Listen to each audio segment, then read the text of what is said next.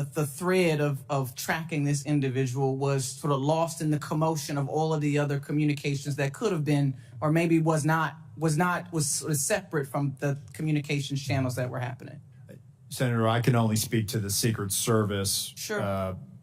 lines of communication, and we did not have anything beyond suspicious person that was communicated to us. Last question really quickly, because I'm out of time, but Acting Director, was there any communication with the Secret Service that was talking directly with the former president's detail? That feels like there's been some question by colleagues about why the call wasn't made to delay the event. Help us understand the communication that either was or was not happening directly with the former president's detail to make the call to delay 10 minutes, 20. We've all been to these events; they never happen on time. But to delay while this was being investigated. So the detail, they were operating on their net, which our security room was monitoring. But again, having information of a suspicious individual, there were other calls that day of individuals that came to the attention of law enforcement, of people that needed medical attention. So it really, that particular, regarding the assailant, that never really rose to a level of we should not put him out there. Had we known that there was a dangerous individual out there, we would never let a protectee go out on stage. Thank you, Mr. Chairman. Senator Heston, recognized for your questions. Well, thank you very much, Mr. Chairman. I want to thank you and Chairman Durman and the ranking members for holding this joint hearing today. And thank you to our witnesses, not only for being here, but for your careers of service to our country and to the men and women you lead. I am really grateful that former President Trump is safe and extend my sympathies to the family of Corey Comparatur, who was fatally shot at the rally, and my sympathies to everyone who was injured. On July 13th, major failures nearly led to the assassination of a presidential candidate who is also a former president of the United States. The Secret Service has to be fully transparent about how this happened and how it's going to change moving forward, understanding there's also a need to balance Congress's engagement in oversight with allowing law enforcement to conduct an ongoing criminal investigation. I want to thank the agents of the Secret Service for selflessly acting to protect elected officials and their families and our former presidents. We're grateful for their sacrifices and their service, and I want to thank all law enforcement, and particularly law enforcement officers and first responders who worked to minimize harm to the crowd on July 13th. Mr. Rowe, I want to start with you. New Hampshire hosts many political rallies. Protecting the speakers and attendees at these events requires extensive coordination between state and local law enforcement, the Secret Service staff, and obviously campaign event staff. As a former governor, I've experienced some of the challenges that this type of coordination can create, but we know that this coordination is really essential to public safety. It's clear that there were significant coordination failures on July 13th. You told us earlier that the local SWAT team told the Secret Service that local law enforcement had eyes on the AGR roof. But there are reports that members of a local SWAT team never met with the Secret Service in the days before the Butler rally. What steps does the Secret Service take prior to political rallies to ensure that the agency is effectively coordinating with the candidate security details, with state and local law enforcement, and with campaign event staff? So as part of the advance process, Senator, as happened in Butler as well, there's a police meeting, and basically that is that initiates the advance. That's bringing in all the not only emergency management officials, but all the state and local law enforcement agencies that may have aspects of supporting or assisting in that advance and on that visit. The focus of that police meeting, one, is to exchange numbers and business cards, and then coordinate times for walkthroughs. There were walkthroughs of the Butler Farm site with local law enforcement agencies that were supporting that visit.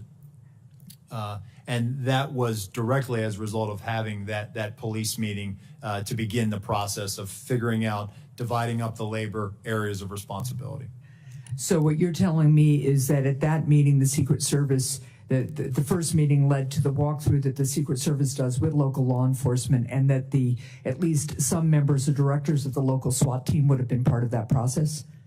Well, as I understand it, the Beaver County, they were seconded to assist Butler, but the Butler ESU team were part of the advanced process. Okay.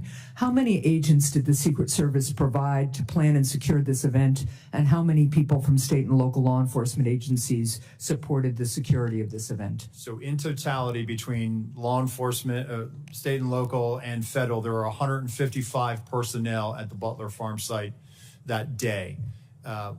All combined Secret Service, it's in the 70s. And then we had support from Homeland Security investigations that were providing post standards. And then we had approximately 70 or so various Pennsylvania state law enforcement. Okay, thank you. I want to go to one other issue before my time expires. You've talked today and in our secure briefing about the interoperability of the Secret Service's counter-drone capability, that it failed early on, and so it didn't catch the drone flown over the site by the shooter. First, what changes you've addressed this a little bit, what changes is the Secret Service making to ensure that it has backup technology? But also, what efforts did the Secret Service undertake to coordinate with other law enforcement regarding anti-drone capability at the rally site? We're working to determine that right now, Senator. We're getting the redundancies in place. Counter UAS authority, it is a little complex. State and locals don't necessarily have this ability to do that. It does require coordination with the FAA because it could impact commercial travel. Okay, thank you. And Mr. Chair, I'm just going to follow up, and I think one of the things that you're hearing from a lot of folks, but I'm not sure we're really clear on yet, is how is it that somebody who clearly is arousing concern from law enforcement isn't identified as suspicious, and how is it that that information doesn't get to the president, the former president's detail? So I'll follow up in writing. Thank you. Senator Cornyn.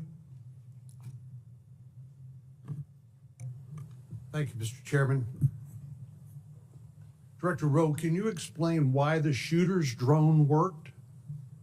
Because there was no counter UAS present, sir. Well, you had a drone system, but you had bandwidth problems.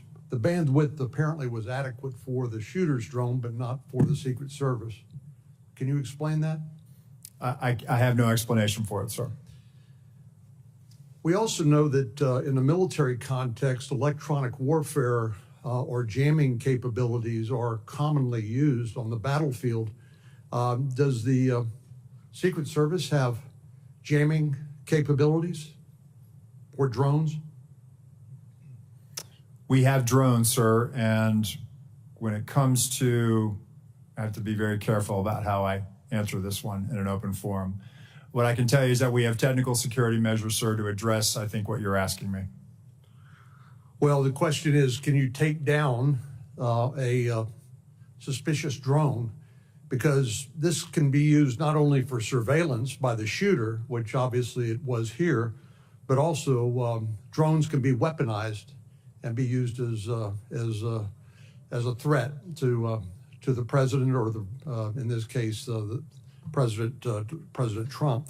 Do you have the capacity to stop a weaponized drone? What I will tell you, sir, is that we have technical security measures that we utilize at permanently protected sites. We also have the ability in a limited fashion at temporary sites. What I can tell you is that on this day, the counter UAS system had technical difficulties and did not go operational until after 5 o'clock. So in this case, the shooter had a rifle, but somebody who wanted to kill a president for a former president or a candidate for president would not need a rifle. They could use a drone, correct? It is a potential threat vector. So this individual was identified as a suspicious person. Can you explain to us when a suspicious person becomes identified as a threat? Well, I think it's also when a weapon or some other dangerous item is then presented. A rangefinder would not render someone a threat as opposed to somebody who was under suspicion?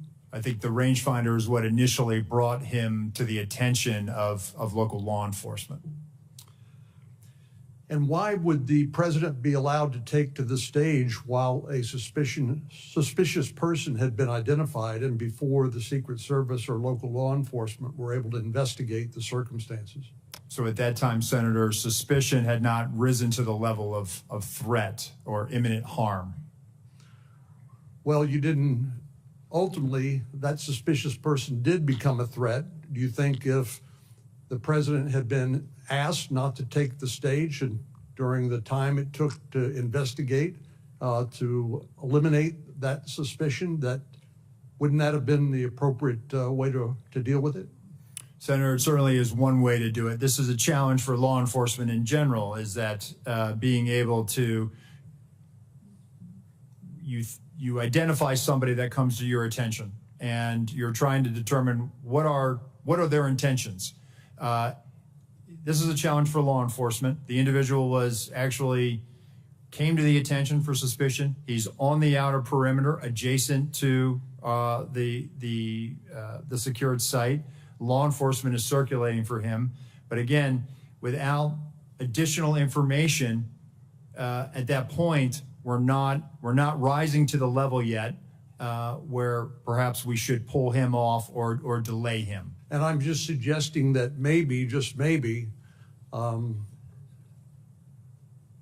President Trump's appearance should have been delayed while that suspicion could be adequately investigated.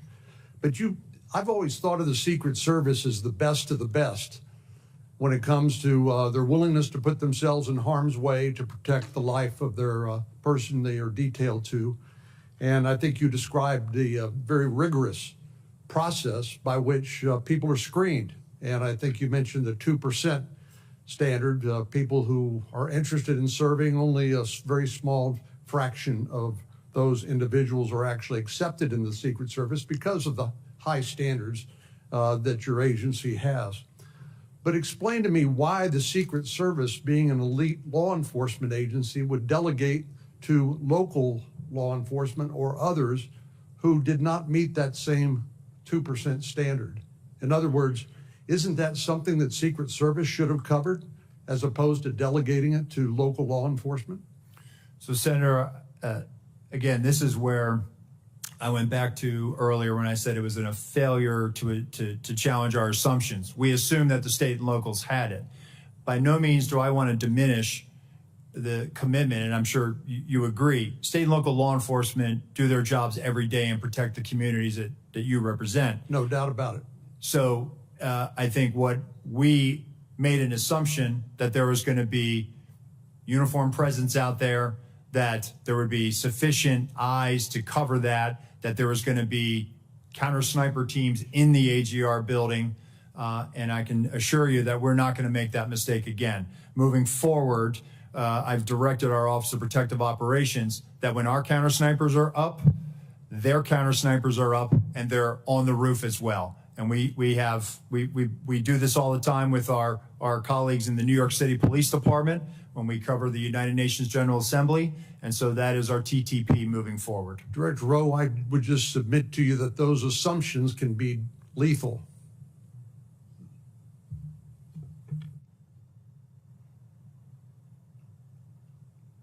Senator Scott, you're recognized for your questions. Thank you, Chairman. Let me just follow up with what Senator Corning just asked. Do you know who makes the drone that the Secret Service uses? That Secret Service uses? Yeah, the one that that didn't work. Who's the manufacturer? Is it American-made manufacturer? I believe it is, Senator. I'll get to we'll provide that to you in a queue for, sir. So we talked about this the other day. There's not in our very few times in history do our presidents get shot at. So you know that this is something that the American public is very interested in. So as Senator Johnson said, there's a lot of questions being asked.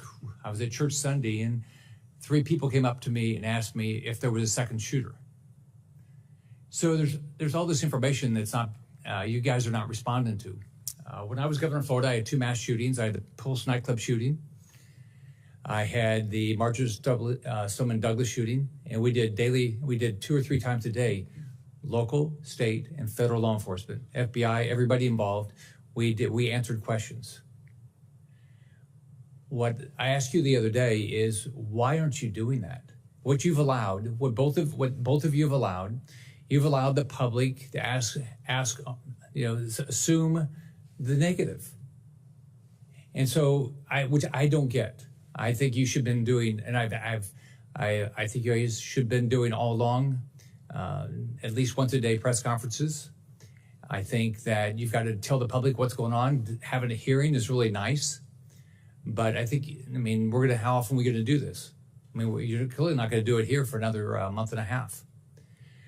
So I asked you the other day, why aren't you doing press conferences? And are you going to commit to doing press conferences? I think what you all said the other day, you're going to ask Secretary Mayorkas and Director Ray if you guys could do those daily press conferences and start giving the public information.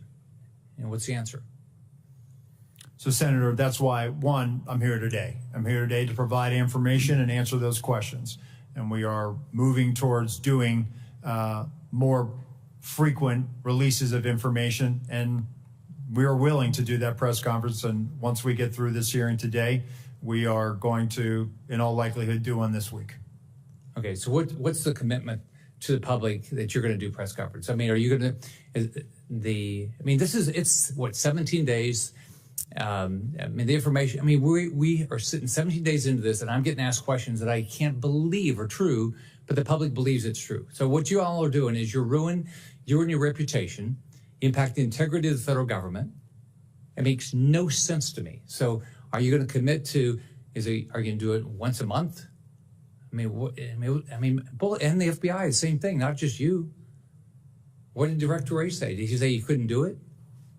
Senator, if I may jump in here. First, thank you all for your guidance in this regard. And in fact, we haven't done something every day, no doubt about that. But, we're focused from the FBI side on the investigation part as we laid out here today. We actually, based on your guidance, we did a media engagement, not a stand-up type press conference just yesterday, and laid out in full everything that I've shared here, and even beyond that, just in the interest of time. But we are, because of the intense interest in this and the implications and the national importance, we've literally provided everything through media and through journalists and here, all of the information that we have derived from the investigation thus far. We remain committed to do that in full, answering any and all questions and sharing any and all information we obtain.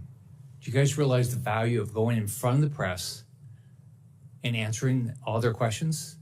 You realize that if you don't do it that way, everything gets filtered. You get to put out all the information, and you should be providing.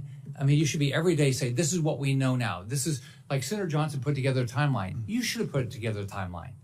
You should immediately put out, this is what we know right now, and this is what we don't know. Like you've said, you don't know how the gun got up there, right? You've said it, but why have?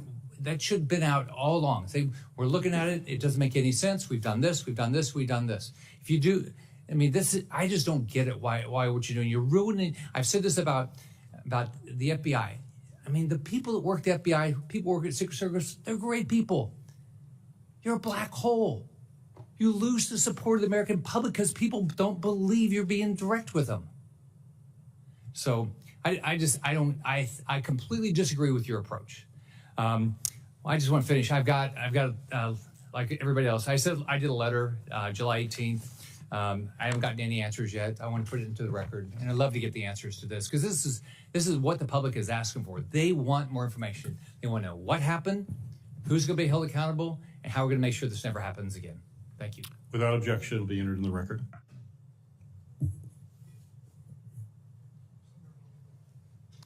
Thanks, Mr. Chairman. thank you for being here to both of you, and more important, thank you for your professional dedication, your personal bravery, and your devotion to the ideals of law enforcement. I know for both of you, this moment is a painful one. And Acting Director Rowe, I've heard you speak in a private setting very emotionally and passionately about the need to take responsibility and take action that will assure accountability. And I know that you share a commitment, along with Director Abate, to full public disclosure to the maximum extent possible. We can make speeches at you, and I've made one myself in that private setting about the need for broader, fuller disclosure to the public, not just in press conferences, but in the course of your investigation about what you know and feel you can disclose without compromising your investigation. Let me ask you, last week, Senator Peters and Paul, along with Senator Johnson and myself, sent requests to both of your agencies to produce documents. We've only received a handful so far. Can you commit to when we can expect those documents? We will get them to you as quickly as we can, Senator. Well, can we expect them this week? We will work to meet that deadline, sir. And when can we expect all the communications, the text messages that agents have sent to each other? Eventually, all of it is going to come out, as you know. When can we expect all of those documents? We will gather them up and get them to you, Senator. You, I think, took the position as to the local law enforcement responsible for the shooter on the roof, the snipers that were in place, that it was their job to take him out. But ultimately, doesn't the buck stop with the Secret Service? It stops with us, sir, but let me just clarify. The perspective that they had on that roof, when I show you the perspective from what our sniper saw, he's on the downside of that ridged roof. Their perspective from the AGR building, looking out, their area of responsibility, looking left, they should have been able to see. You can see in that photo in Exhibit A, which we will make part of the record and turn over to the committee. He's already crossed over that bridge or the walkway and stepped up onto that roof. I'm not saying that they should have neutralized him, but if they'd have just held their post and looked left, maybe, and there's a lot of maybes there, Senator. A lot of maybes, but somebody needs to be held accountable. And I think Senator Graham hit the nail on the head. We need to know who specifically was responsible for doing what. Who was responsible for saying to former President Trump, "Sir, it's not safe to go out there yet"? Who was responsible for making sure that those local law enforcement were doing their job? Who was responsible for tracking down that suspicious person who fit the profile? 10 to 25 years old, young male. The FBI has warned us about it year after year after year. Director Wray has come before us and said the threat is from domestic extremism. The lone gunman, we're all aware of it in law enforcement. So I think we need individual accountability here, and people need to be held responsible, in fact, lose their jobs, if necessary, to send a message that this massive intelligence and surveillance failure, as well as the enforcement failure, cries out for accountability. Let me just ask, in the short time I have left, what is the nature of the Iran threat?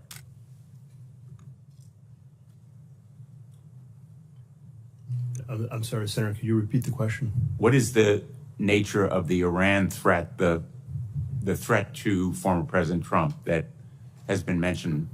But we know that let me be clear here, the terrorist regime of Iran have been targeting people, our country, for many, many years now. We've talked about that here before. I want to be clear about that. From the FBI standpoint, we know publicly they've targeted former President Trump. They've called for his assassination along with other current and former government officials. That's public information. It's well known to everyone. A specific or imminent threat on July 13th?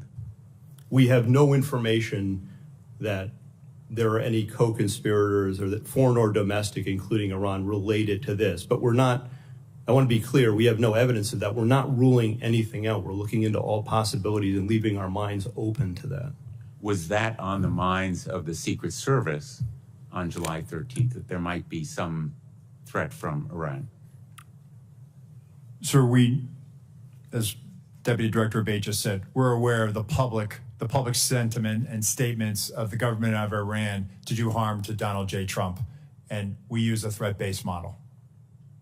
Thank you. Thanks, Mr. President. Senator Ossoff, you're recognized for your questions.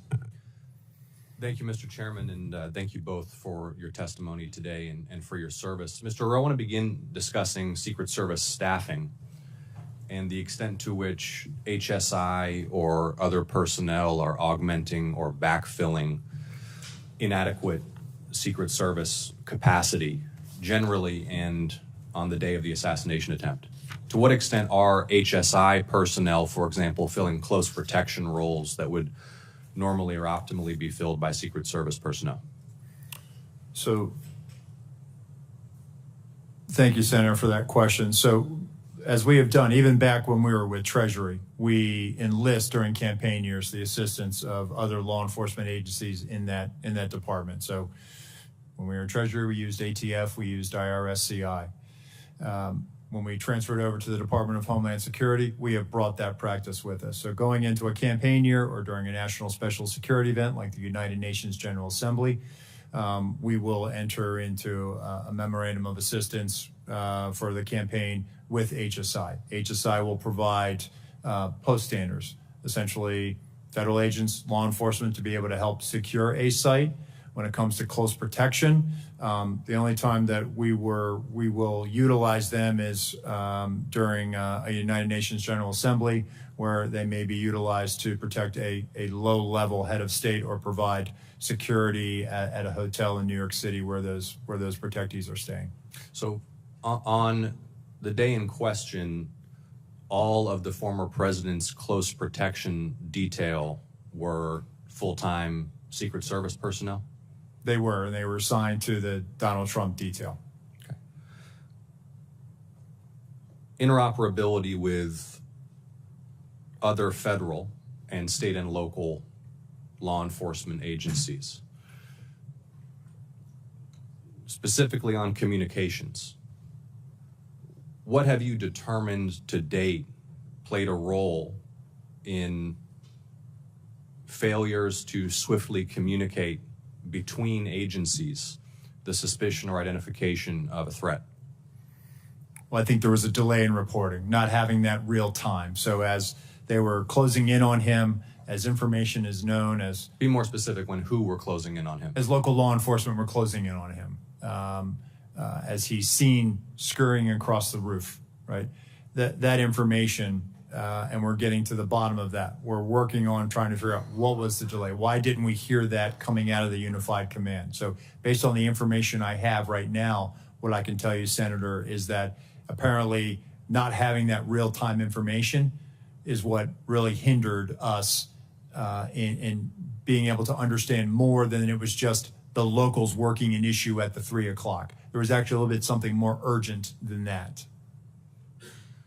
Does it appear that that is due to a lack of communications links between relevant officials and agencies, or poor communications practices and a failure to report? I don't want to roll out. I want to have a neutral opinion on that. So I don't know if it was poor practices.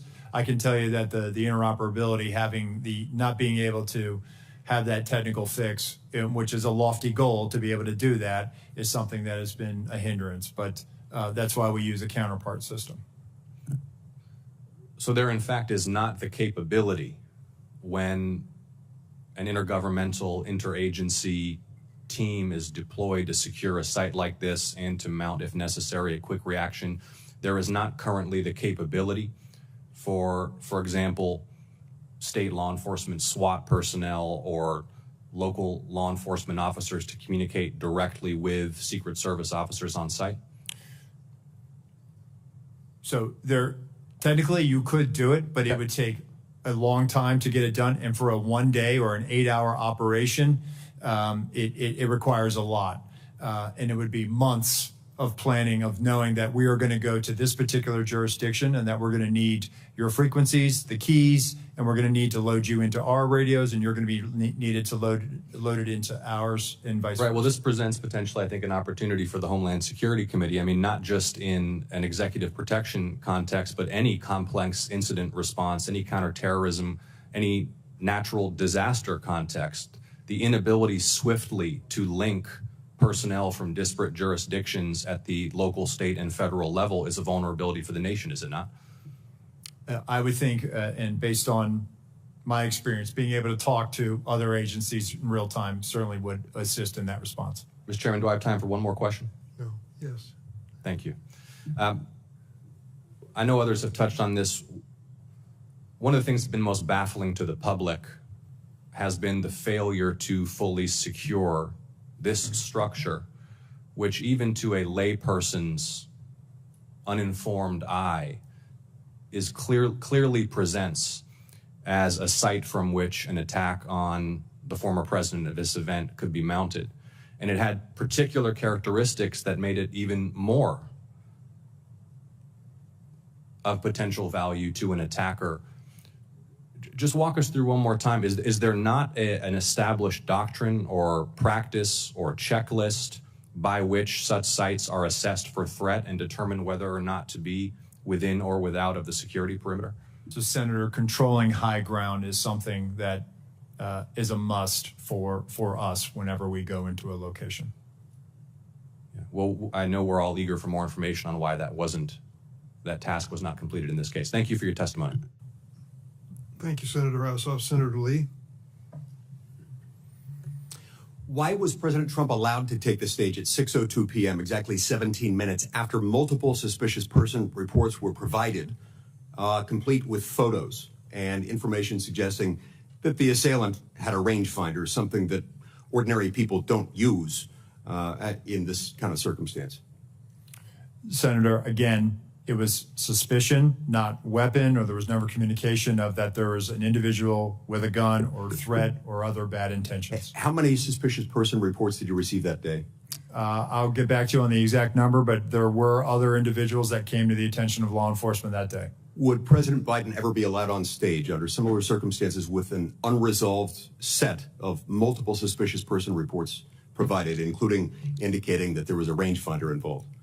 Senator, I can tell you that a suspicious person on the outer perimeter with local law enforcement attempting to locate would happen, but I would need more information as far as whether or not we would allow the president to go on or off. Again, for us, it comes down to weapon, a potential threat. Is the individual carrying an IED? Is there a weapon? Is there some other factor that now ramps up our attention to let's hold off on this? If there were 8 shell casings found next to the assailant's body, but he was neutralized after the first shot, where do those other shots come from? Where do the other shots go? As far as the assailant's shooting? Yes. So did the assailant get out 8 shots, or were those shell casings left from the day before? Where did they come from? The shooter, Senator, we believe fired 8 rounds. We had the shooting reconstruction team go out there for a period of days and collect all that. So we have bullet holes, bullet fragmentation, all taken back, and we're still putting together the trajectory and ballistic analysis, although we do have fragments of the bullets, and bullets have been collected in the distance from the shooter's weapon. Gotcha. It's my understanding there was a sniper team assigned to a window with complete overlook, complete view of the roof, the same rooftop, sloped rooftop where the shots were fired. It's also my understanding, according to some whistleblower accounts, that that post was abandoned. What can you tell me about that? Why was it abandoned? So I saw that from the colonel's testimony, sir, and it's something that I've asked and our mission assurance is getting to the bottom of. And there were two-man counter-sniper teams from the locals that were in that AGR building. And so at some point they just left? That I don't have an answer for you on that, Senator, but it seems to me that if even one of them left, there should have been remaining some additional eyes left in that building.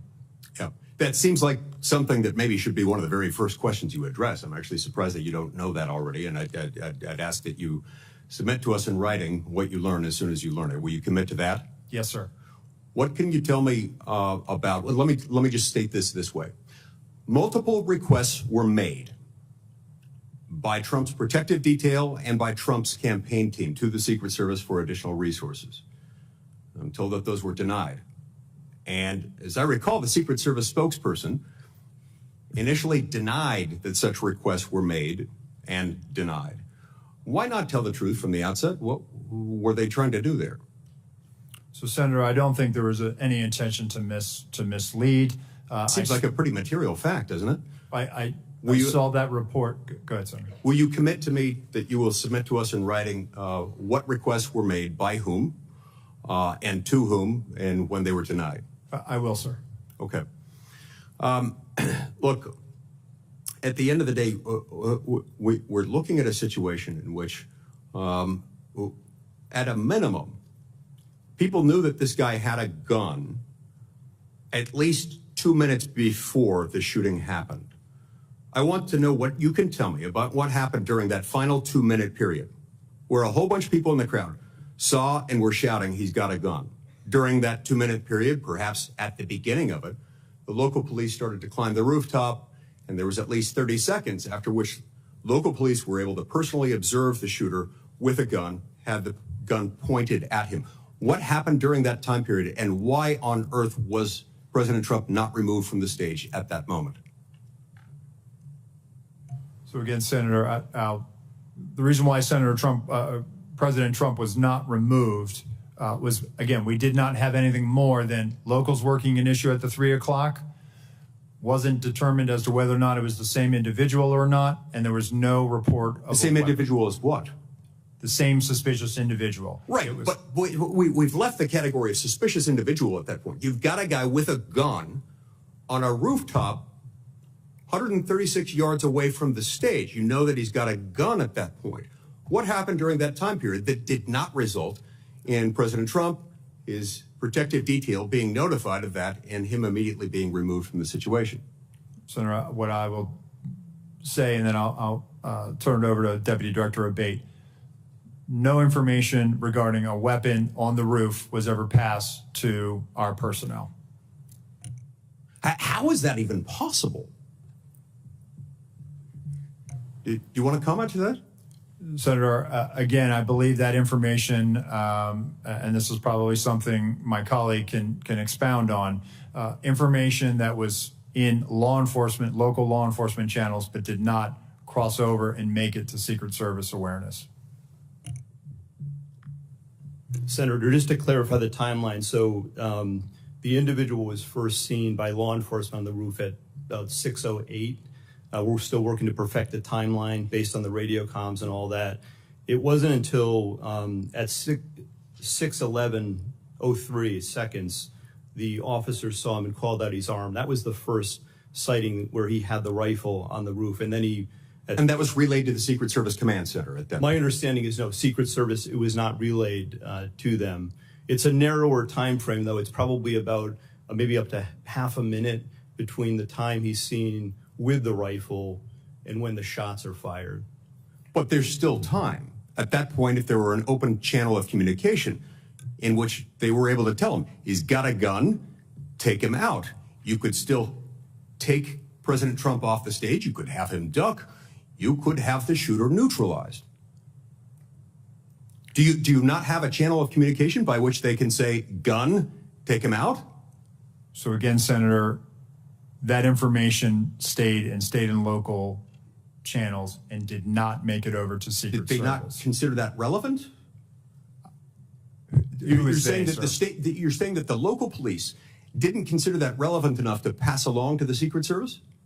Sir, I think that they were in the midst of dealing with a very critical situation, and they articulated that over the radio, as I understand it. However, it was never relayed over to us. Thank you, Senator Lee. Senator Hawley. Thank you, Mr. Chairman. Director Rowe, can you put your first poster and your first demonstrative back up? Please put A up, please. Let's make sure everybody can see it. This is the photograph, I believe, that you took, your team took of the roof, the AGR roof. Yeah, that's the one. Okay, so from this vantage point, as the law enforcement who are in those windows, as they look left, they should be able to see the shooter clearly there on the AGR second floor roof. My question is, why is there not a Secret Service counter sniper on that roof? So, Senator, we're when we post up, our methodology is to look at things that can see in on our protectees, so that they can provide that coverage. But why is there not a Secret Service counter sniper there with clear line of sight? That roof has a clear line of sight to the former president. Why didn't you put a Secret Service counter sniper there? The Secret Service's counter sniper role is to neutralize those threats that are looking in on us from where the protectee is, not necessarily You think maybe you might want to revise that protocol in light of what happened here? They were protecting the principal, and I think The principal got shot. Understand that, sir. So do you think you might want to revise the protocol? Let me ask you this. Who was the lead site agent who made the decision to leave the AGR building completely outside of the security perimeter? Who was that? Senator, I cannot give you that name. This person is operational. They're still doing investigations. They're still doing protective visits. Have they been relieved of duty? Senator, they have not been relieved of duty. I know their name, by the way. Why have they not been relieved of duty? They are still cooperating, not only being interviewed by the FBI, but also by our Office of Professional Responsibility. And we will let the facts of the mission assurance and any further investigations play out. Isn't the fact that a former president was shot, that a good American is dead, that other Americans were critically wounded, isn't that enough mission failure for you to say that the person who decided that that building should not be in the security perimeter probably ought to be stepped down? Senator, I think you're using the word decided, and I think we need to allow the investigation play out to include. Who did make the decision then? If it wasn't the lead site agent, who made the decision not to put that in the security perimeter? Senator, you're zeroing in on one particular agent. I want to find out exactly what was the entire decision process. So I think I want to be neutral and make sure that we get to the bottom of it and interview everybody in order to determine if there was more than one person who perhaps exercised bad judgment. Well, sure. My question is, why don't you relieve everybody of duty who made bad judgment? So yeah, you're right. I am zeroing in on somebody. I'm trying to find somebody who's accountable here.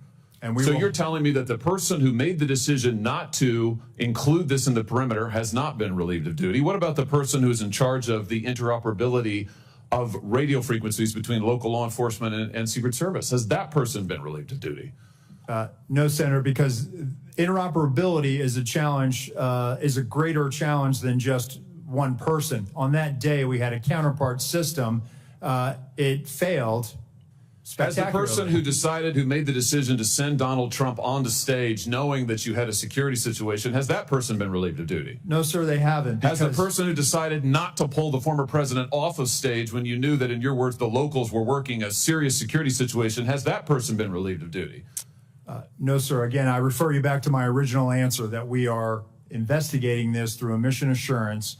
And as opposed to zeroing in on one, what more do you need to investigate to know exactly what the decision-making process was? What more do you need to investigate to know that there were critical enough failures that some individuals ought to be held accountable? I mean, what more do you need to know? What I need to know is exactly what happened, and I need my investigators to do their job. And I cannot. A lot of people didn't do their jobs. I cannot put my thumb on the scale. Otherwise, what do you mean put your thumb on the scale? You're asking me, Senator, to completely make a rush to judgment about somebody failing. I acknowledge This was a failure of the Is it Secret not Service. prima facie that somebody has failed? A former president was shot. Sir, this could have been our Texas school book depository. I have lost sleep over that for the last 17 days, Then just like you fire have. somebody to And I will hold them tell you, accountable. Senator, I will tell you, Senator, that I will not rush to judgment, that people will be held accountable, and I will do so with integrity and not rush to judgment and put people I can't believe unfairly that you persecuted. are unfairly persecuted. We've got Unfairly, people sir. who are We dead. have to be able to have a proper investigation into this, Senator. You said earlier that you've got to make sure that your protocols are followed, and unless there's a protocol violation, people wouldn't be disciplined. I would just say to you, I don't really care that much about your protocols. I think if your protocols don't provide for the fact that when a former president is shot, when an American is killed, when other rally goers, innocent people who just showed up on the day, when they are shot at and critically wounded, if that isn't a protocol violation prima facie, you should revise your protocols. Senator, I think this is where you and I agree. This was a failure, and we will get to the bottom of it. Well, I hope you're going to do something about it. Let me ask you something else. The Real Clear Politics reports this morning that you were directly involved in denying additional security resources and personnel, including counter snipers, not just to this event, but over the last 2 years, that President Trump's team repeatedly asked for these additional resources, and you personally were involved in denying them. Is that true? Senator, as I stated earlier, that is not true. So you never denied any resources to former President Trump's team? No, not me. No, sir. And Not you personally. weren't involved in any of that? You No, were never sir, involved I in the was decision making? No, sir, I was not. Let me ask you just one or two other things here quickly. Well, whistleblowers tell me that, in fact, law enforcement were stationed to be on that roof and that law enforcement abandoned their post because it was too hot. Is that accurate? Senator, I have heard that as well. Again, they posted up inside. And I think moving forward, as I said earlier, we're going to ensure that state and local counter snipers are on roofs. But do you know if someone was supposed to be on the roof? Do you know if someone was in fact? That's what the whistleblowers tells me. That may or may not be accurate. Do you know that to be the fact? Was somebody posted to the roof, local law enforcement or whomever? I do not know that to be a fact. Well, can I ask you why you don't know that? Again, Senator, we are looking at this, and they should have been on that roof. And the fact that they were in the building is something that I'm still trying to understand. I just want to express my frustration, Director, that 17 days or whatever it's been, that whistleblowers are telling us more than you are, and you don't know, you haven't ascertained if there was supposed to be law enforcement on the roof. That seems like a pretty basic fact. I'm also told that local law enforcement suppliers offered the Secret Service drones, and you declined them. Is that true? So, Senator, one, I've been very transparent and forthcoming. Your agency has not been transparent and forthcoming, so please, let's not go there. I have been forthcoming, sir. That remains to be seen. You've been on the job a few days. So far, you've fired nobody. Now, the drones. Thank you, Were Senator. you offered drones? Senator So there Hawley. was an offer to fly a drone on that day. And why did you deny it? Again, I think the ability of local law enforcement to provide an asset, we probably should have taken them up on it if it was offered. Senator Cruz. Thank you, Mr. Chairman. Mr. Rowe, thank you for being here. I agree with what you said at the outset, that the individual Secret Service agents demonstrated remarkable personal courage, putting their bodies in between the line of sight of the shooter and the president. That being said, the bravery of the line agents is quite different from the decisions of Secret Service leadership. Secret Service leadership committed catastrophic security failures, indeed the worst security failures for the Secret Service since 1981, since the attempted assassination of President Ronald Reagan.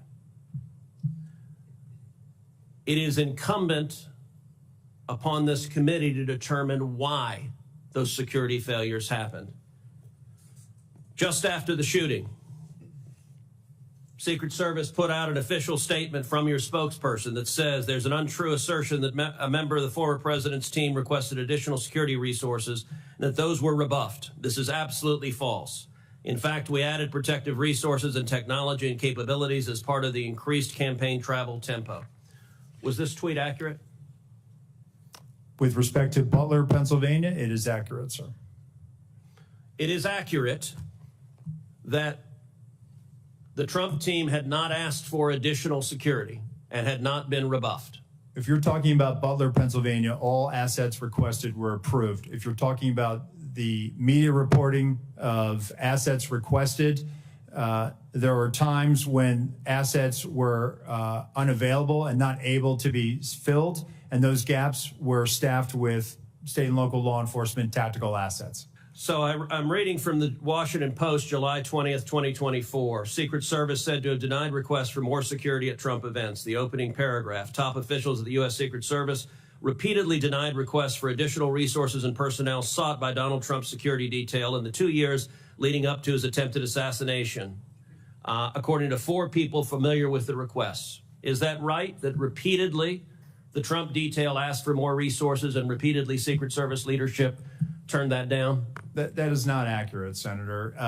Assets are requested. There's a process that is made. And how many requests did the Trump team or the Trump detail ask for?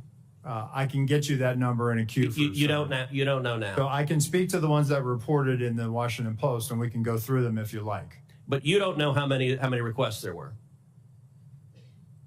In general, how many requests since 2021 that the former Trump detail has made a request for assets? You've had 2 weeks. You had a spokesperson put something out that is false on its face. By the way, did you approve this statement when it went out? I don't know if I did or didn't, Senator. Has this spokesperson, is he still employed? Does he still have a job? He is still employed, Senator. So he lied on behalf of the Secret Service. He still has a job. Did your predecessor, the former director, did she approve this statement? Senator, our comms team, they send out statements. They do deconflict them and they put them out. Did she approve this statement? I don't know if she did or did not, Senator. And you don't know if you did either? I don't recall approving it, Senator. Will you commit to provide this committee in writing every written request for additional resources from the Trump campaign or the Trump detail and every response from Secret Service? Senator, I will commit to providing responses and getting you the information that you are seeking. Let me ask you something. And who makes the decision to deny those requests? Did you make that decision? Which requests? Are you talking about the ones that were in the Washington Post? Yes. So the process, sir, is that a detail will make a request for either staffing, technical assets, that is handled between the field office and the detail. It goes up to a logistics office between our Okay, so there's a bureaucracy. Is there a decision maker? It's not a bureaucracy, Senator. Give me the it's a person process. that's a decision maker. Is there one? Senator, it's a conversation. It's not just an absolute yay or nay. So let me tell you what I believe. I believe that the Secret Service leadership made a political decision to deny these requests. And I think the Biden administration has been suffused with partisan politics. Did the same person who denied the request for additional security to President Trump also repeatedly deny the request for security to Robert F. Kennedy Jr., whose father was murdered by an assassin and whose uncle was murdered by an assassin? Did the same person make that decision? Senator, what I will tell you is that Secret Service agents are not political. Okay, you're not answering my question. But you know what? Leadership appointed by the president, leadership appointed by the president is political. I have a simple question, yes or no. Did the same person deny the Trump request that also denied the RFK request? That's a yes or no question. Senator, that is not a yes or no question. One, there is a process for a candidate nominee to receive protection. Does the buck stop anywhere? Does the buck stop anywhere? Bipartisan process that he'll participate. It's a bicameral, bipartisan process. What cameral? For a candidate, you are not a Congress. You don't have a cameral. Mr. Kennedy submitted a request that was referred over to the CPAC. Okay, you're refusing to answer the question. Let me ask, because the failures on that day were catastrophic. By the way, is it true that on the day of the Butler event that Secret Service transferred agent from President Trump to the First Lady? No, sir, that's not true. That's been widely reported. It's not true. There was one airport agent that actually went on the manpower request for the Trump detail. They handled the arrival at the airport. What was the and relative size of the Trump detail compared to the detail that is assigned to the President or the First Lady? Senator, the former president travels with a full shift, just like the president. What's so the exact same size? Is that your testimony that President Trump had the same size detail that President Biden has? On the day of in Butler, the agents surrounding him, it is the same number of agents surrounding the president today. There is a difference between a sitting president who also not only Hold on, you're using president in a way that is not clear. Is it your testimony that in Butler, Pennsylvania, Donald Trump had the same number of agents protecting him that Joe Biden has at a comparable event? I'm telling you the shift, the close protection shift surrounding. That's a yes what or you no. asked me, Senator, and I'm trying to answer it. You are not answering it. Is it the same number of agents or not? Senator, there is a difference between the sitting president of the United States. Then what's the difference? The difference? 2x, 3x, 5x, National 10x? Command Authority to launch a nuclear strike, sir. I'm not there are other asking. assets How many more travel agents? with the president that the former president will you are not refusing get. to But answer the number straight. of Secret Service agents protecting him. Stop interrupting me. Go ahead, You Senator. are refusing to answer clear and direct questions. I am asking the relative difference in the number of agents between those assigned to Donald Trump and those assigned to Joe Biden. I'm not asking why you assign more to Joe Biden. I'm asking, is the difference, is it 2x? Is it 3x? Is it 5x? Is it 10x? Senator, I will get you that number so you can see it with your own eyes. Senator Marshall, you're recognized for your questions. Thank you, Mr. Chairman. Director Rowe, there was probably 10 buildings within sniper range of President Trump on that afternoon. Why was the building being used by the sniper not in the security zone? That's a question that I've asked, Senator. There was a decision that we were going to construct the site and it was going to maintain within the Butler Farm site, Butler Farm Show site. That building, that AGR, was right on the curtilage of our outer perimeter. And it's something that I, again, having been there and walked it, I had a hard time understanding. So there's no protocol that says anything within 300, 500 yards, direct line of the president, should be in or out of the security zone. There's not a protocol that describes that. So, Senator, what we try to do is we try to either control the high ground or mitigate line of sight concerns. Okay. You've stated that on multiple occasions, President Trump's team was denied more of a detail, more assets. Who denies that? Who's the person that denies that, generally speaking? So, Senator, there's a process. Again, there's a conversation had with the detail. There's got to be a buck stopping. There's got to be someone. Who is the person? Is it a level within the D.C. agencies? Is it someone in the Pittsburgh office? Who denies this? It has nothing to do with the Pittsburgh office, Okay. sir. It is a conversation between not only the detail, the field office, but also. I don't want to know the conversation. I want to know who makes the decision. The decision, sir, is it's our process between the Office of Protective Operations and the Office of Investigations. Is there a title for this position? It is called we affectionately call it the War Room, and it's where all of our logistics files into. So it's a room that makes the decision. It is a staffing and assignments officer. Okay. Is the Secret Service required to do a briefing with all entities of law enforcement involved in the event of the days leading up to the event and the day of the event? We do a police meeting, sir, where we start the initial So it's required. process. Is it required? Is it part of your standard operating procedure? The police meeting is what initiates the advance, and that is what is required. Was this meeting held on that day? The police meeting took place on the days prior to that. Do you have documents of that meeting what actually happened? If we do, sir, I will get them to you. But you're saying that it did not happen on the day of the event. So I think what you're referring to is a briefing that the state and locals would have done with themselves. We did a briefing with our own folks. They briefed. When did you? Did your people meet with local law enforcement the day of the assassination attempt? Yes.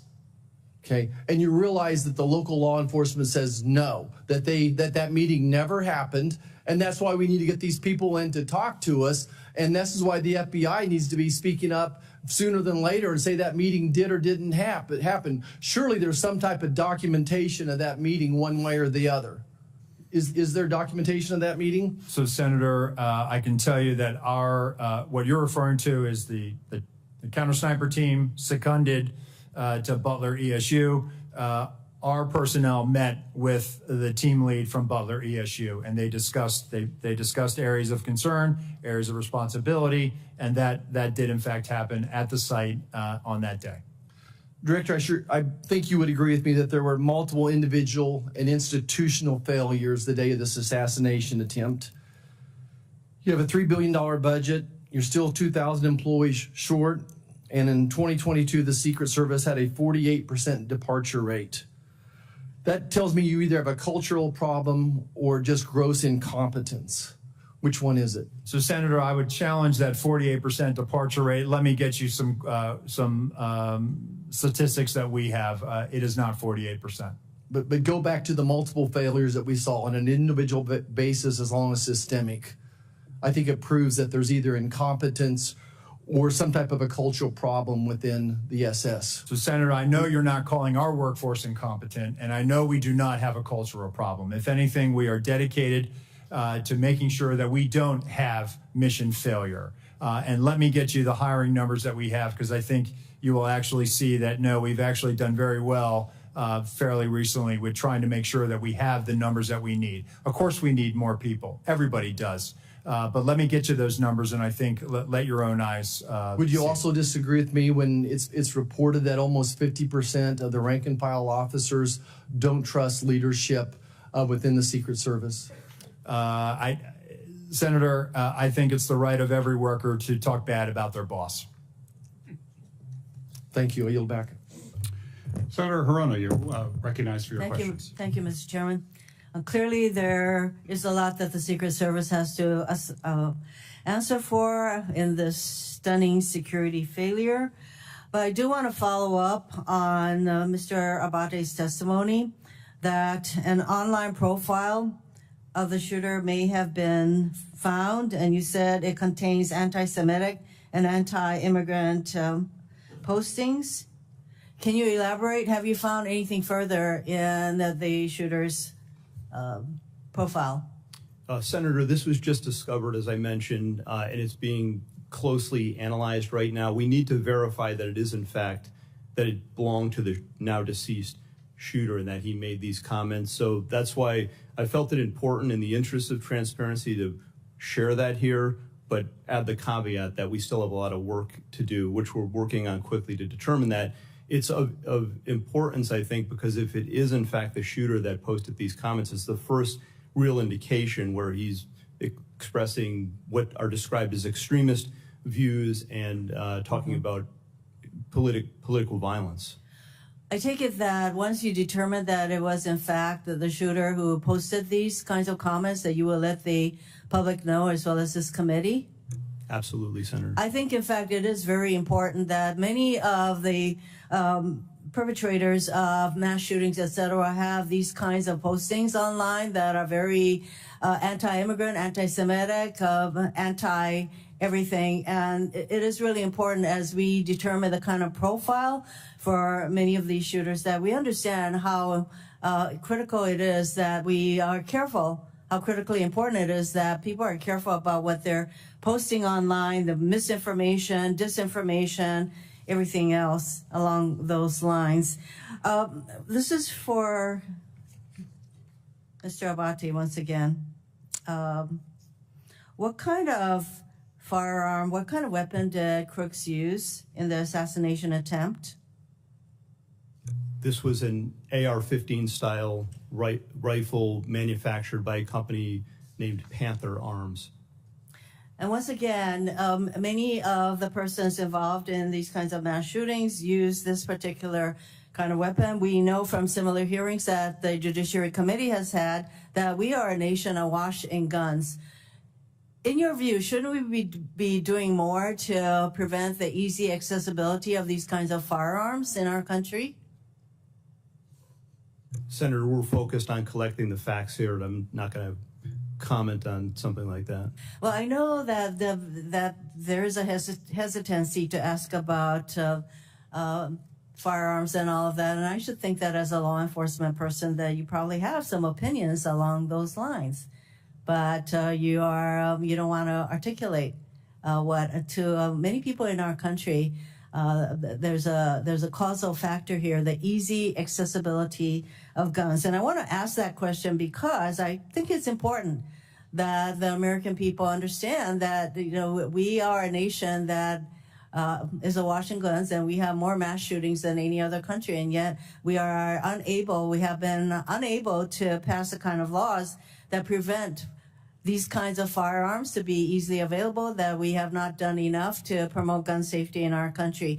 And Mr. Chairman, I wanted to articulate that as the elephant in the room that nobody wants to address, including apparently our law enforcement officers.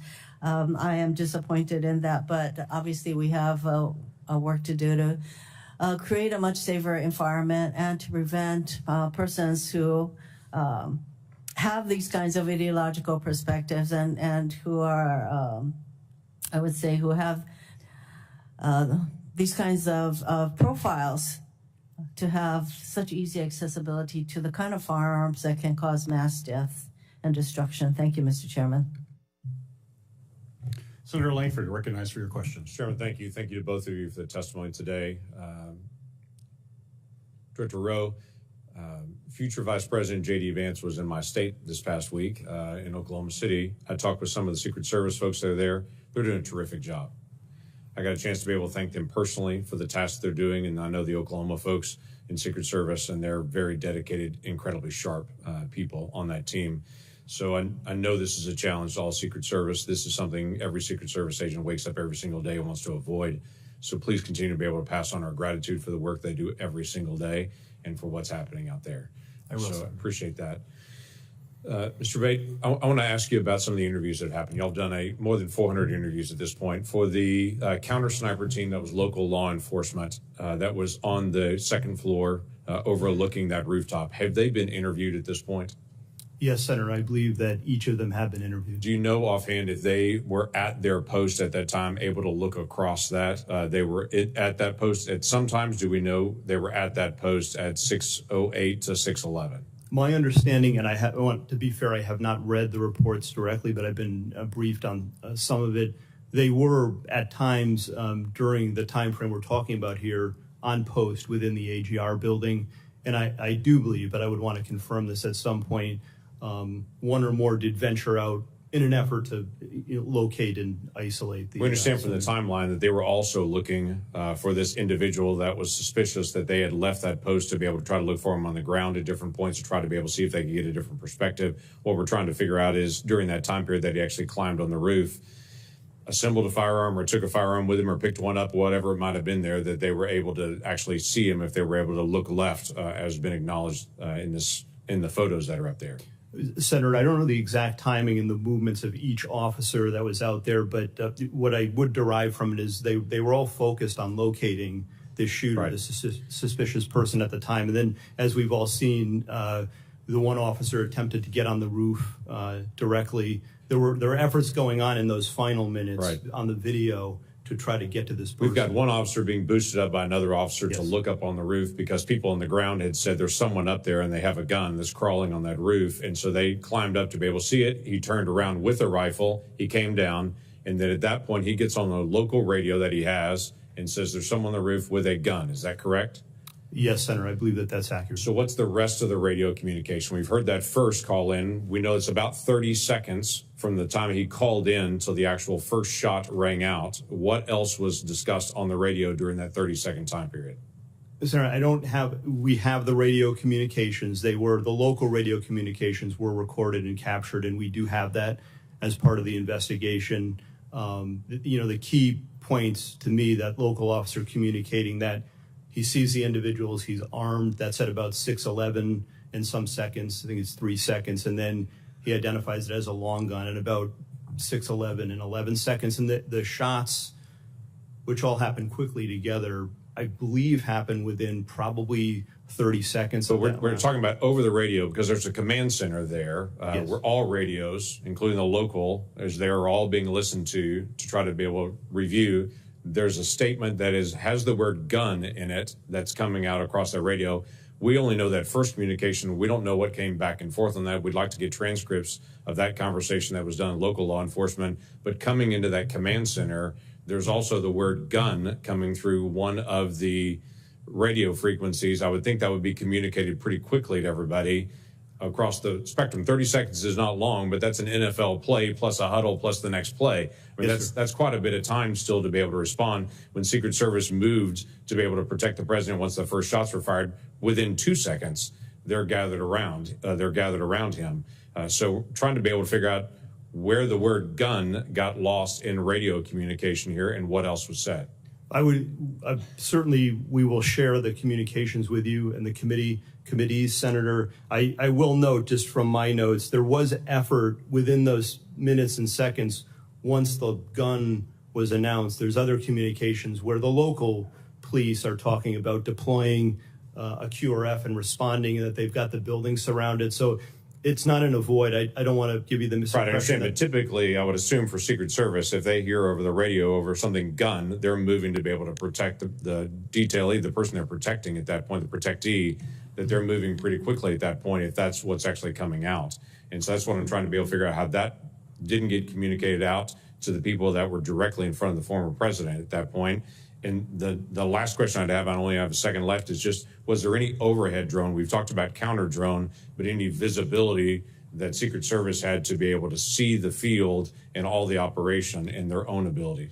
No, sir. And as was asked by another senator earlier, it appears that there was an offer by a state or local agency to fly a drone on our behalf, and I'm getting to the bottom as to why we turned that down.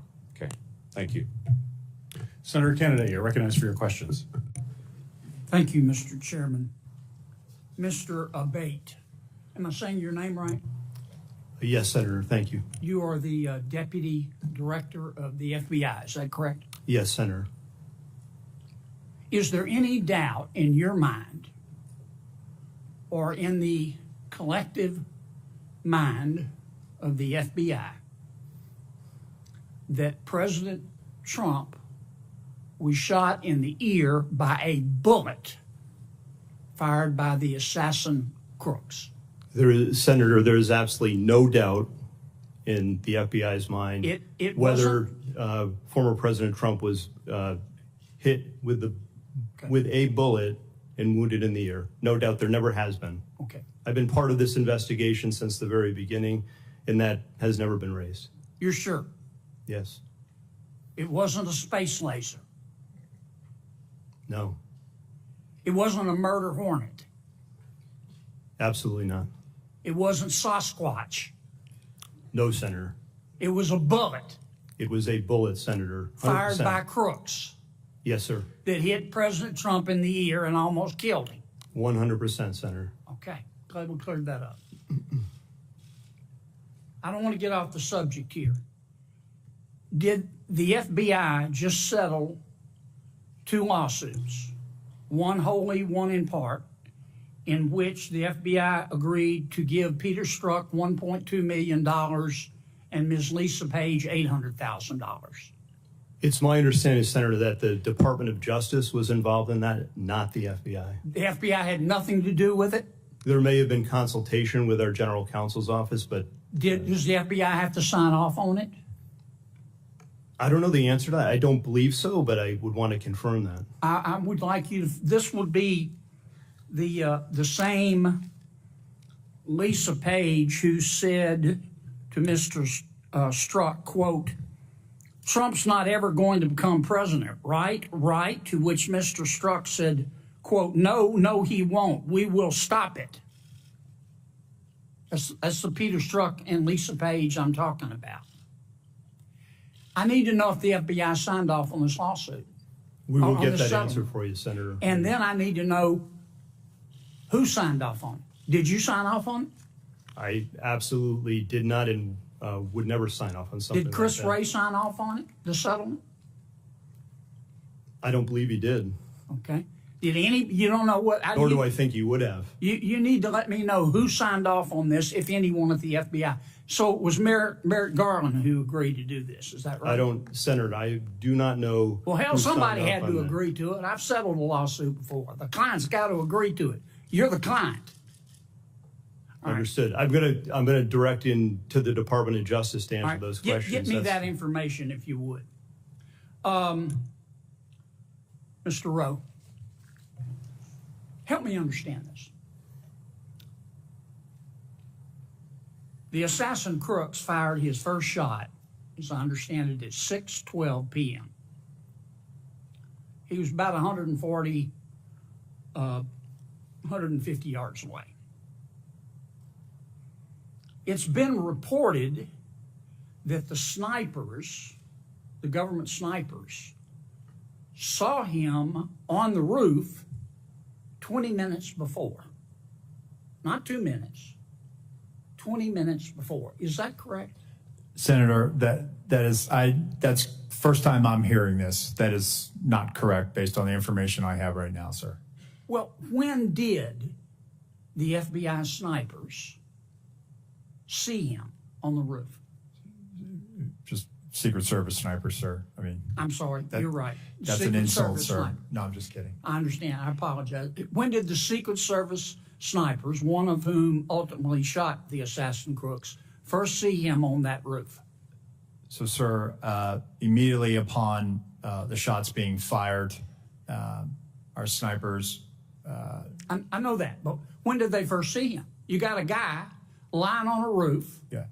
You got snipers in an elevated position. They can look down on the roof. You got the guy lying there with a gun pointed at the former president of the United States. And they shot him. Good for them.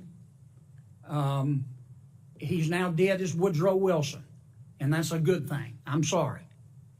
God forgive me, but it's a good thing. But when did the snipers first see him?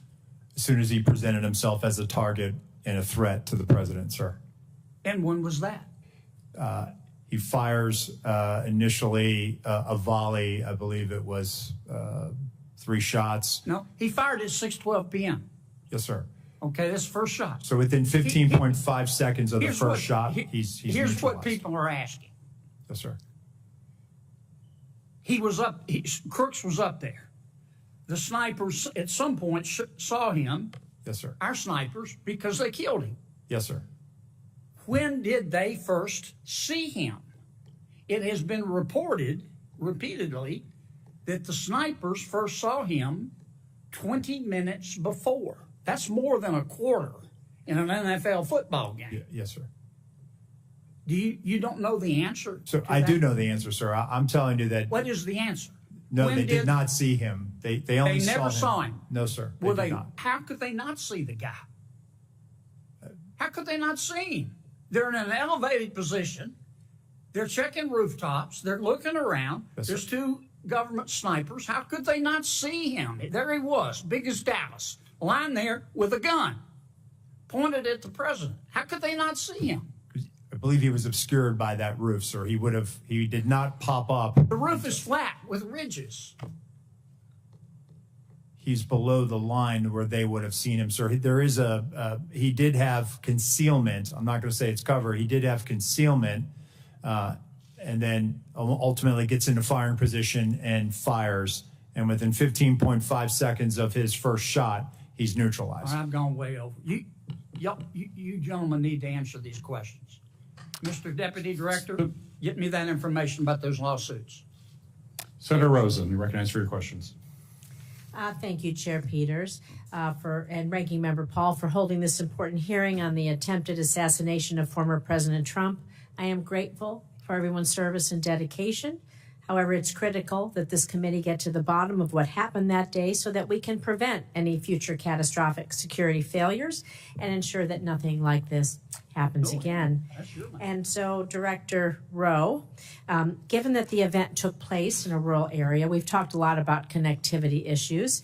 Was law enforcement at a disadvantage due to a lack of or limited connectivity? And why has the Secret Service not adopted a dedicated satellite-enabled Wi-Fi connection, which would facilitate integrated communication, enable device connectivity to include drones, and allowing for the sharing of real-time intelligence? So, Senator, thank you for that question. So, based on what I've seen, that radio connectivity, cellular was an issue that day. With respect to the satellite broadband, that is something that I've tasked our CIO, and then we're getting some support from the Department of Homeland Security on. So we will start to leverage whatever asset we have to ensure that connectivity. Well, I can tell you that we have those SEER ratings in Homeland Security, those special event ratings that we have for things like the Super Bowl. We have it a lot in Las Vegas, and they do bring these mobile units to be sure that we have all the dedicated Wi-Fi cell service and integration that is absolutely necessary for securing a huge event. And so I look forward to hearing about that. Thank you. I want to talk a little bit about intelligence for lone wolf actors, because although we have not been made aware of any specific intelligence the Secret Service or others had in the shooter before the event, we do know that we have intel on Iranian threats against the former president. And so again, Acting Director Rowe, can you talk to us about how you utilize intelligence collection as a way of mitigating threats from state actors like Iran compared to what you do, compared to lone wolf actors, what it seems to be like the attempted assassin that we have here in Crooks. And so, and what are the specific challenges with the intelligence collection as a mitigation tool against lone wolf actors versus state actors? So Senator, first let me preface by saying the Secret Service is not a member of the intelligence community. However, we are their biggest consumers of information, and we receive that information regularly, especially as it pertains to our protective mission and the people that we protect. We have embeds with the FBI through their National Joint Terrorism Task Forces. Our agents are basically embeds and are able to not only receive information, but also follow up on investigations that may have a nexus or a direction of interest towards one of our protectees. We have an excellent working relationship with the FBI. We have an excellent working relationship with the intelligence community. We are not collectors. We are consumers of finished analytic products that the intelligence community of the FBI produces. We ingest them, and then we use that to adjust our protective posture. And we do this daily, weekly, all of the time. And it's not only for protective for protectees, but also the events and sites that we protect on a permanent or temporary basis. With respect to largely a lot of the people that come to our attention, and in the case of the assailant, you know, to me, as I overlay him over top of, say, John Hinckley, who tried to shoot President Reagan, I see an individual based on the information that I have now, some of the great work that the FBI has done. We have an individual who's a loner. We have an individual who was focused on Donald Trump and Joe Biden. Hinckley traveled the 80 campaign, and we know that he followed President Carter. It just, on March of '81, he happened to show up in Washington, D.C., and he saw an opportunity to try to attack President Reagan. So when it comes to the Secret Service, and 1981 was a watershed moment for us. We have people that are, for whatever reason, fixated on carrying out an attack against the President of the United States or one of our protectees. And in this instance, you have the assailant who was a loner. Obviously, he was researching. He had researched the Democratic National Convention. He had researched and Googled or used a search engine about the president, the former president. And so I think he had moved towards an idea that he was going to try to do something. And so when I look at this, we don't have a challenge with the FBI or the intelligence community. I think what we always try to wrestle with is trying to line up and see people as they're starting to head down a pathway towards violence. And it's something that we have spent a lot of time and resources in with our National Threat Assessment Center to try to gain a better understanding so that we can help our agents in the field as they're doing these protective intelligence cases and these investigations to be able to make a determination, is somebody genuinely a threat, or do they need mental health, or do they need some other type of service? Thank you. I appreciate that. My time's over. Thank you, Mr. Chairman. Thank you. Senator Cotton, you're recognized for your questions.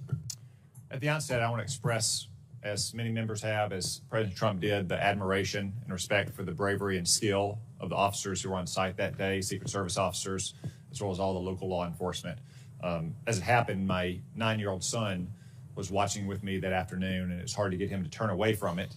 And he asked who all those men and women were who jumped on Mr. Trump. And I said, in layman's terms, those are his bodyguards. And he said, what are they doing? I said, they're protecting him from a bullet. And he said, actually? And I said, yes. He said, for real? And I said, yes. And it was hard for him to process that. But as a reminder, I told him that there are men and women in the Secret Service and law enforcement and the military who are willing to die for our country.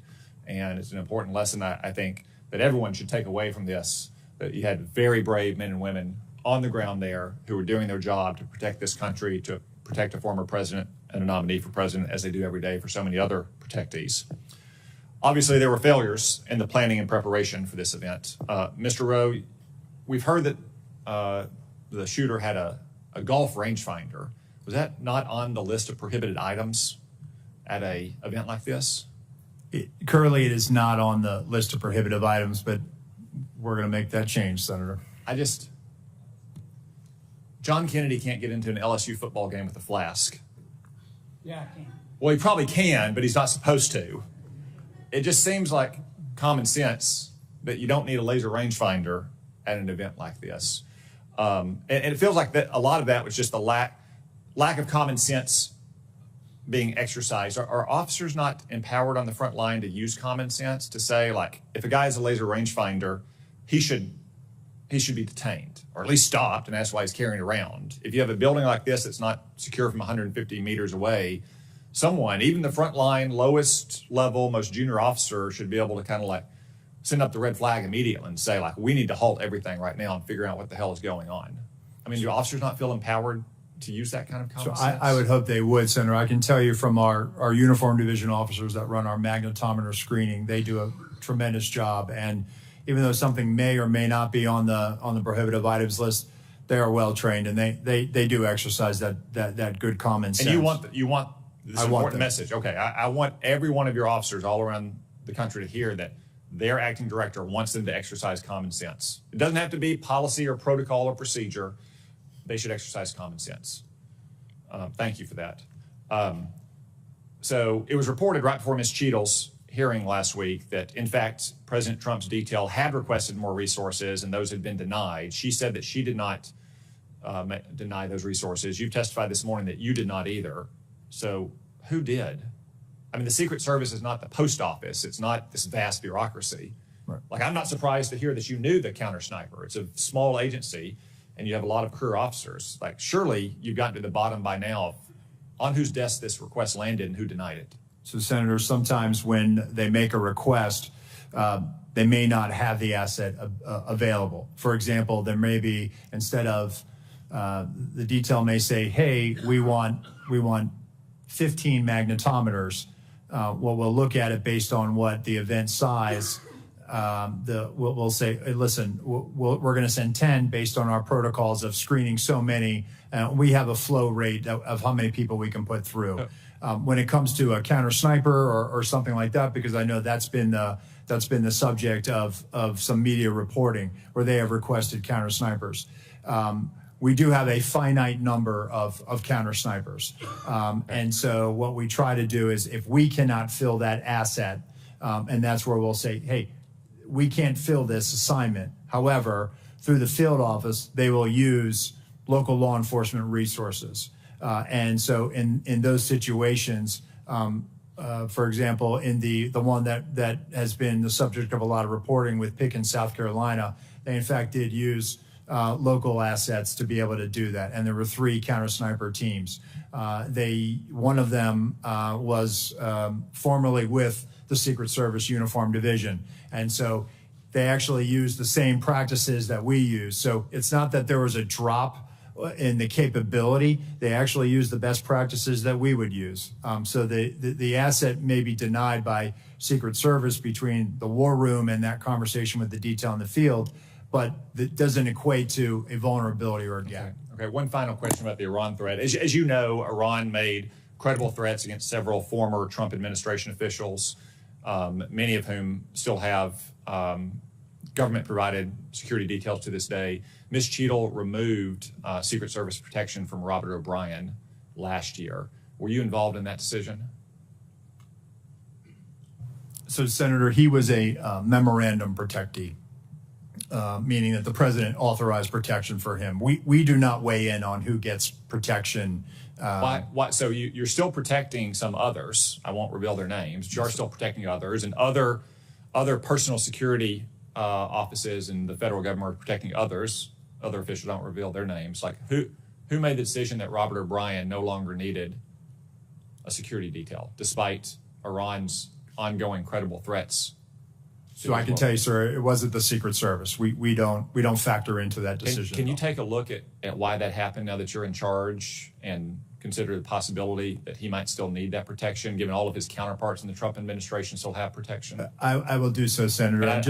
Go ahead. You go ahead. Go ahead. I would have said, like, again, I'm not going to reveal the protective details, but I'm pretty confident that the agency can get this done. And I think it needs to get done if you look at the kind of ongoing threats that he and all these others face. Yeah, I will, sir. Despite all the resource constraints we talked about today, he's not the president of the United States. He doesn't have an 18-car motorcade, nor do any of the others.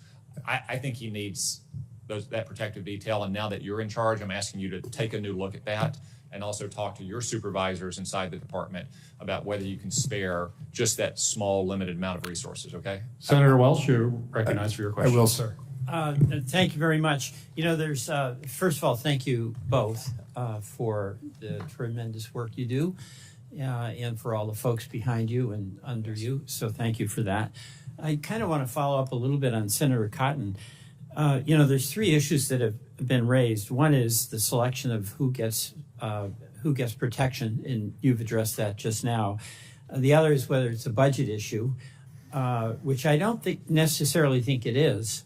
But then there's the operational question. Was this an operational failure? And it appears to me that's where the focus should be. And one of the issues on the operations is the capacity of people who are part of the team, both Secret Service and also the local law enforcement, their capacity to act on what they see. And this is what Senator Cotton, I think, was talking about with common sense. You know, you mentioned that the sniper was authorized immediately to act. He wasn't checking in with anyone, right? And he took out the shooter as quickly as he could.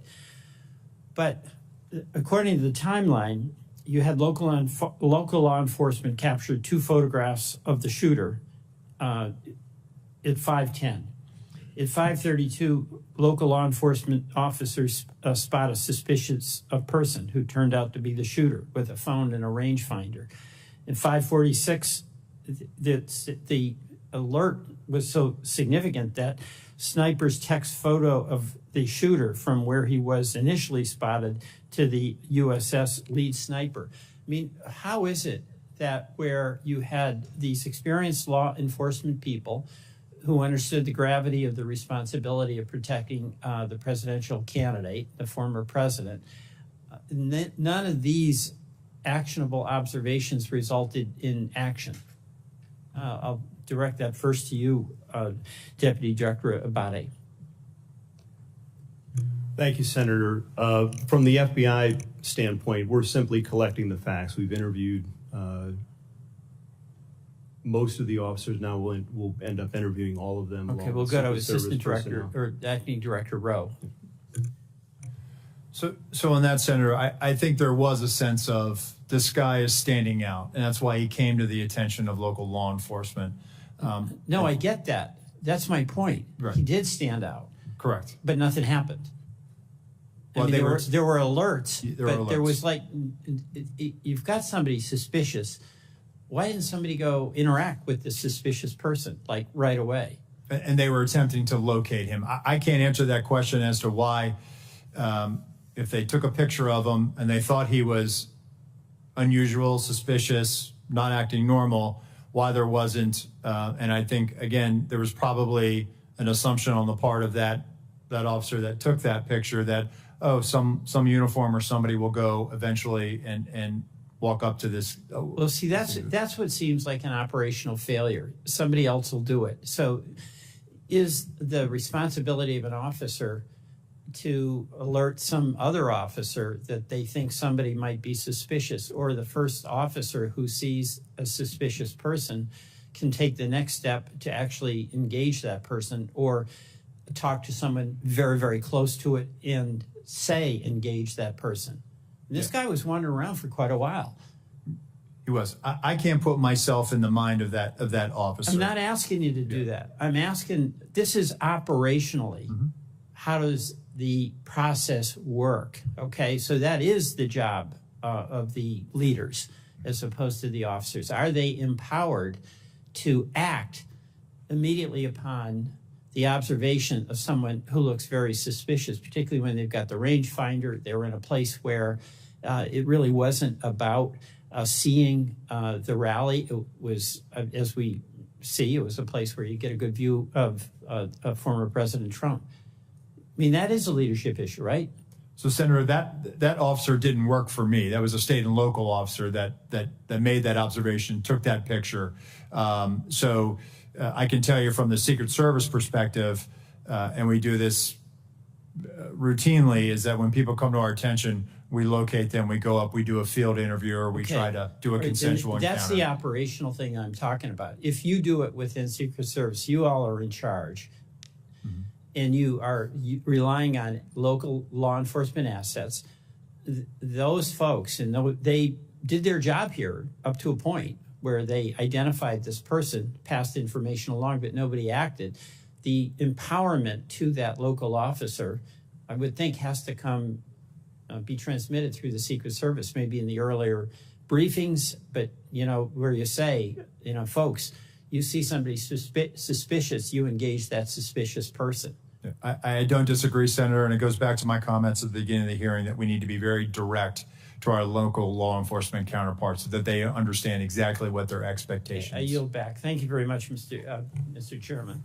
Thank you. Senator Tillis, you're recognized for your questions. Thank you, Mr. Chairman. Mr. Abate, Mr. Rowe, thank you for being here. Mr. Rowe, do you have a picture? I was watching your testimony earlier. Do you have a photograph of the vantage point from the Secret Service snipers? I do. Let's see. And there were two, is that correct? Yes, sir. Stage left and stage right. Okay. And I don't know if you have a vantage point of both of them or not. I know you had one for the one who ultimately shot the. That's the vantage point of the sniper who neutralized the assailant. Okay. Well, is it a similar vantage point for the other? Would they have also been impaired in terms of actually seeing him until he popped his head up? So the sniper on the stage right side, Senator, they had an obstructive view because of that tree. They had an obstructive view. Okay, yeah. So the one thing, this discussion that I don't believe that a sniper saw someone on the roof 20 minutes before just doesn't make sense to me. It sounds like the one who took the shot probably saw him for the first time about a split second before he pulled the trigger. That's my assessment, Senator. I'm more, well, first off, I'd like to clarify the requests that have been made of a lot of people so that we get the information in a good form. I think it would be helpful, at least all the way back to, I think, November 5th of 2022, I believe, when President Trump announced that he was running for re-election. I think it'd be helpful if we could just get a matrix of any request for additional security, the resolution of that request. Was it honored? Was it denied? Was it downsized? If you could give us that, I think that that's going to be the best way versus giving us mounds and mounds of paper.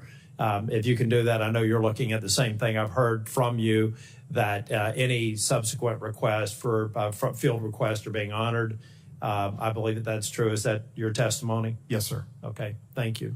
I'm more worried about the 24 to 30 seconds between the time I believe local law enforcement officer was hoisted on the shoulders of another police officer, saw a person armed less than 200 yards away from the president, who I believe jumped down. What happened in those 24 or 30 seconds? I mean, obviously there's no such thing as a panic button. The first thing you'd think is you hit panic, you cover the president, get him off stage. None of that happened.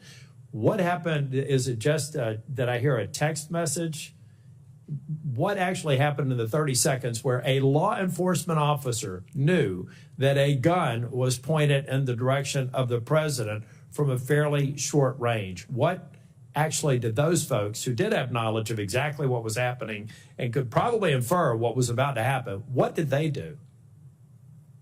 And Mr. Abate or Mr. Rowe, either one, based on your interviews. Thank you, Senator. From the interviews, the officers in the immediate vicinity were operating with urgency at that point to get to this person, but he was on the roof. The officer who had looked over the edge, based on what I've been told, the shooter turned toward him with the rifle. That's what the officer observed. So he was under threat himself in that second. So he had to retreat and step down and get back to the ground in order to protect himself and keep him safe from potential rifle fire. But once he got to the ground, along with other officers, there were Butler County local officers, Pennsylvania State Police. They were moving around trying to I think find someone to get to clearly this guy. we've got an operational problem here because we had more than 20 seconds to have somehow cut through all the crap and the communications, whatever impediments there were, have to be removed. I mean, it's pretty clear to me. First off, that law enforcement officer, I love law enforcement. I wear the blue pin every day. They do great work. Secret Service did phenomenal work on the stage. But they failed because their job is to protect the public. And they needed to put themselves in harm's way to stop him. Now, I'll let the interviews go through, but there was a massive failure. There were at least 2 law enforcement officers that knew a guy was about to pull the trigger at the president. And, I'm just not really happy with the fact that we couldn't have communicated, covered President Trump, and tried to secure the situation. I'm going to let the investigation go through, but I think it's go forward. I think it's very important to point out that we can't let a scenario go in the future where 20 seconds can lapse when a law enforcement officer within 2 football fields of a former president of the United States has material knowledge that somebody's about to get shot at on stage, and we don't have instantaneous response. In the old days, maybe you just shoot a gun in the air. I know for a lot of reasons why they didn't do that, but there had to be some way to actually diffuse that situation. It didn't happen on July the 13th. I just want to end by saying, Mr. Rowe, I think you've been forthcoming in your answers. I know you're frustrated. I've seen you twice now. You're clearly embarrassed by what happened. You don't think there's any reasonable explanation. And to my colleagues who are worried about communications, they should spend times in their local government and state legislatures to understand just how bad communication is between law enforcement and first responders. We need to invest in this infrastructure. That was also a part of the failure. But if you can please get to me and get to this committee a chronology of requests, accepted, denied, and the reasons for, I think that's going to be very helpful. I will, Senator. Thank you. Thank you. Senator Blackburn, you're recognized for your questions. Thank you, Mr. Chairman. Thank you to each of you for your patience and for being here today. Director Rowe, I want to come to you first because a counter sniper has decided to speak out about the culture at your agency, and I think it is very telling. And he sent an email, and I'm going to quote from that. If this agency needs to change, and if not now, when? The next assassination in 30 days? But here's what I want to talk with you about, because in this email, he says, and I'm quoting again, the motto of the USSS is CYA. And every supervisor is doing it now. That's the end of his quote. So you're the guy in charge. And you're one of those supervisors. You've been a career guy there at the Secret Service. The public has lost trust in the ability to execute the mission, to protect. And I want to know how you feel about the fact that employees in your agency are worried about covering their behind and not worried about protecting a former president. Thank you, Senator. So I am hurt by that email, but not in the way you think I'm saying it. I'm hurt because my people are hurting right now. We need them. Then why did somebody delete the email? I'll get back to you on that, The Senator. agency deleted the email. But may I address your question? Yes, please. And I will get back to you Please. as to whether Yes. the email was deleted or not. My agency is hurting. Emotions are raw. I actually want to hear more from that UD officer, that technician. In his email, he referenced that he had spent time serving our nation as a United States Marine, that he is a 20-year professional of the Secret Service. I am committed to being a change agent, meaning I am committed to reviewing some of these things. I looked at the points in his email very quickly. I saw it as I was on my way over here this morning. I want to have further conversations, not only with him, but also the counter sniper supervisor. If I may step back in, sir. Yes, ma'am. All right. So you want to talk with him. What about other whistleblowers? What about this culture? Are you going to allow these whistleblowers to speak out? Because it is troublesome if somebody went into the server and deleted that email. I would hope you will get to the bottom of that and be able to provide some answers. Because this is, as you have heard from both sides, this is a situation that cannot be allowed to happen again. Yes, ma'am. Ever. Mr. Abate, and am I saying your name properly? We've heard it pronounced 3 different ways today in the hearing. Abate, Senator. Abate, okay. Thank you. You had mentioned a social media account that espoused anti-immigrant, anti-Semitic views, but you did not say what platform that was on and what the username was. And this is Crooks that we're discussing. Yes, Senator, that's correct. I didn't want to comment on it because we haven't fully confirmed yet, and I thought that as soon as we confirm and certify, Would I you will supply provide that? to you. And Absolutely. also the age at which he had those feelings. And then we understand that the Gab account is pro-immigration, pro-lockdown, leftist views. Is that accurate? I haven't seen it directly, but I believe from what I've been told, that is accurate. With the Gab account, we're also, though that's been publicly revealed through the CIO and other things, we're still working to certify and verify that that's his account also. But it does have differing points of view, it would appear. Okay. And what age and how fresh is that Gab account? The Gab account, based on my recollection, the comments in there or the messaging is from about 2021, I believe. Okay. And the other preceded that? Maybe he was age 14? Yes, Senator. The other account that we talked about was in the 2019-2020 timeframe. So it would have been in the couple years right before the Gab Right messaging. before that. Yes. Are there other accounts that you all are currently verifying and receiving information from? We are. We've, as I mentioned, we've issued a bunch of legal process, and we're still awaiting returns from a number of the companies, to include other social media companies as well. Okay. Well, my time has expired. Thank you for your patience today. Thank you for the information. We look forward to getting more information. And Director Rowe, we are going to hold you to being a change agent because things at the Secret Service absolutely have to change. Thank you, Mr. Chairman. Thank you, and I want to thank our witnesses for your testimony here today. Certainly what happened on July 13th could and should have been prevented from what I have heard today.